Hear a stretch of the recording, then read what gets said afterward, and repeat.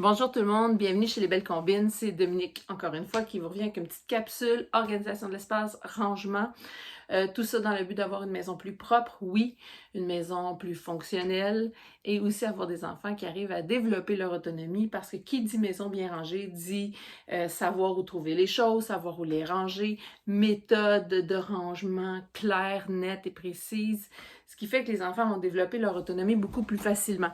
On me demande souvent comment tu fais avec 6 enfants, mais je vous dirais que le truc numéro 1, c'est vraiment les petits détails, la petite organisation, le petit rangement pour que les enfants sachent exactement ce qu'ils ont à faire. Alors voilà, aujourd'hui, je vous parle de rangement des articles scolaires parce que pour certains, vous êtes peut-être déjà prête à le faire si vous ne retournez pas vos enfants à l'école dû à la COVID-19. C'est notre cas. Sinon, vous les ferez le 23 juin quand ils reviendront, quand ils auront terminé. Alors, vous avez peut-être déjà reçu le sac de votre enfant ou comme moi, vous avez reçu un paquet de sacs de poubelle comme ça à classer.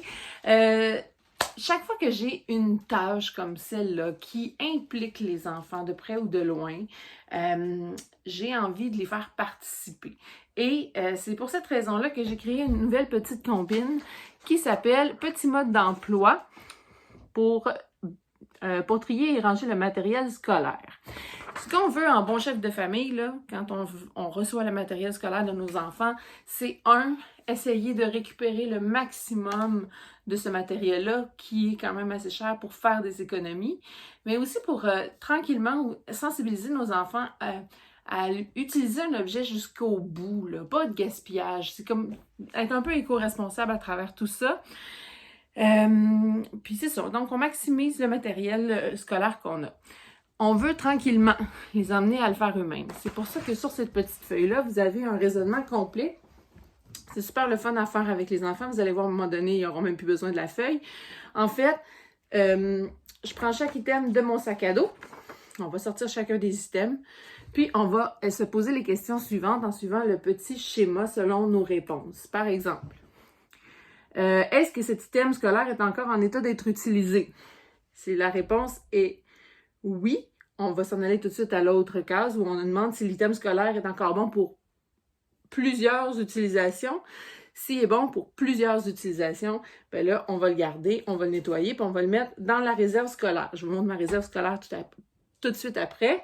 Si la réponse est non, qui est bon pour juste quelques utilisations, tu sais, les petits crayons à peu près longs comme ça, on les jettera pas parce qu'à la maison, on va en avoir de besoin, mais on les amènera pas à l'école non plus. Donc, à ce moment-là, on va le garder pour les activités et les projets à la maison.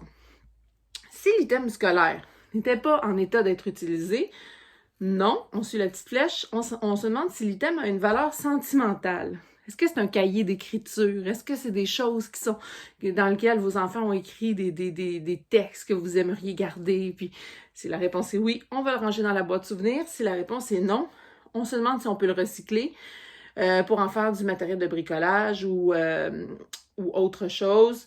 Si oui, on lui trouve une nouvelle utilité. Et si finalement non, on le jette.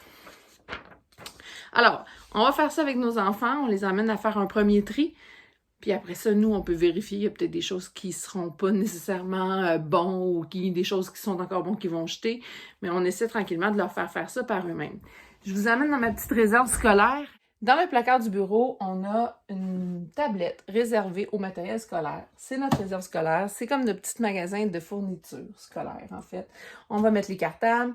On a des petits classeurs pour mettre les séparateurs, les pochettes transparentes qui sont toujours bonnes, les cahiers Canada, les feuilles de cartable, les duotangs aussi. Il y a une petite boîte avec toutes les effets scolaires du type colle, ciseaux, étiquettes et tout le tralala. Puis, on a des petits bacs comme ça pour mettre les différents types de crayons. Fait qu'un petit bac pour les crayons marqueurs, un autre pour les crayons de mine, un autre pour les crayons à l'encre et tout le tralala. On va remplir ça, ce qui fait que quand on va être prête pour faire les achats de la rentrée, on va d'abord aller faire un premier tour dans notre réserve scolaire, aller chercher tout ce qu'on a besoin, puis on va acheter ce qui manque par la suite.